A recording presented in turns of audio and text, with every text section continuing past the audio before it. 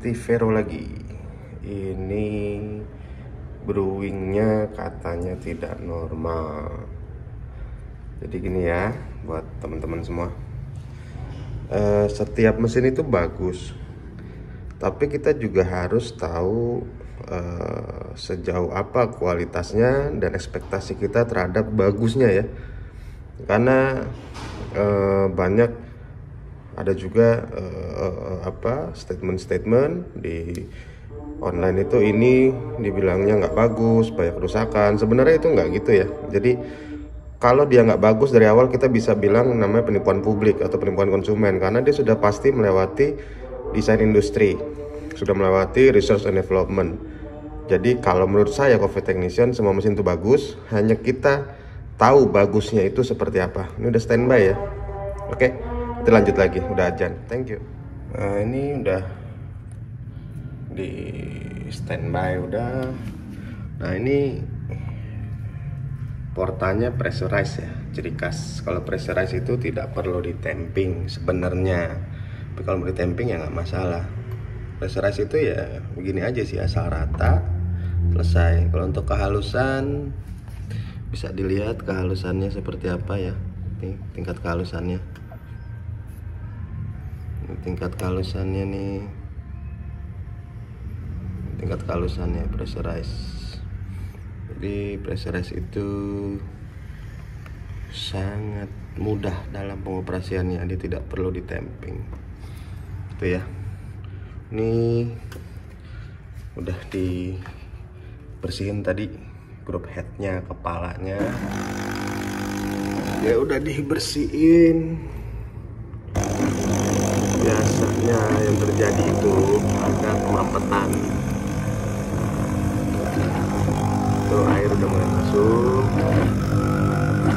Kita lihat hasilnya. Memang begitu ya. Jadi tadi saya kosongin boilernya, saya kan grup headnya. Ini baru ngisi jalurnya lagi. Ini aslinya seperti ini keluarnya. Ini udah aman.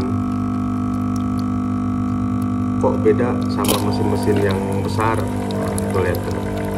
Kalau habis cuci emang gitu, agak-agak lambat sedikit ya. Jadi nggak usah panik dari mampet. Karena apa? Karena banyak kotoran nyangkut. Tapi udah dirapihin. Nah, kalau gini didiemin dulu sampai di standby lagi ya. Steam mantep banget, steamnya ini mantep banget, steamernya. Itu udah standby lagi kan? Ini steamannya mantep banget.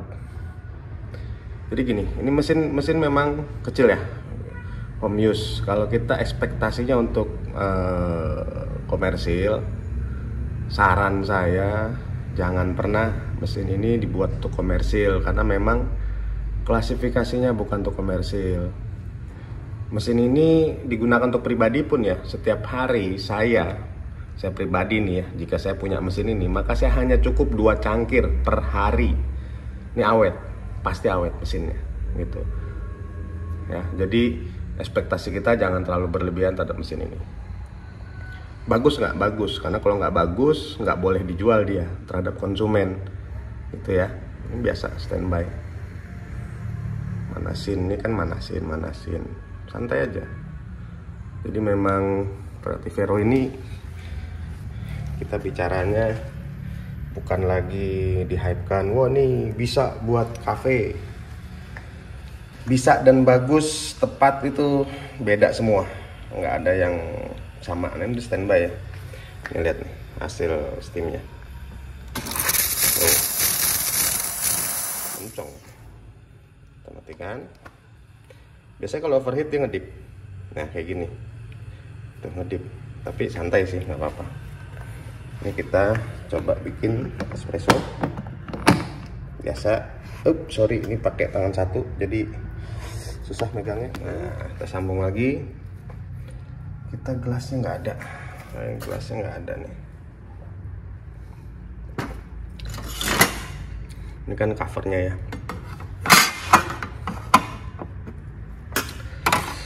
Kita coba tes single, ini single ya. Jadi mesin ini bagus untuk personal use ketika tahu kita cara menggunakannya. Kalau nggak tahu ya nggak bagus juga, jadi santai aja. Nah, itu hasilnya, lihat. Emang begini, kalau kurang pencet lagi yang singlenya, santai aja, nggak masalah.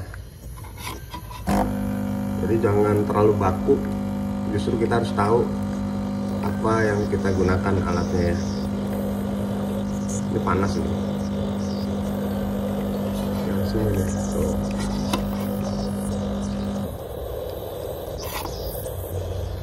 Ini hasilnya. Nah, kita kalibrasi lagi nanti nih, seperti apa nanti hasilnya, gitu ya. Oke, kita mulai. Single. Ini kan pre-infusion ya sistemnya. Pre-infusion untuk mengumpulkan tekanan. Kalau nggak keluar nih ya, santai aja, nanti tinggal tekan lagi, nggak masalah. Biasanya seperti itu. Nah, ini berhenti nih, misalkan berhenti, tekan lagi aja, nggak apa-apa.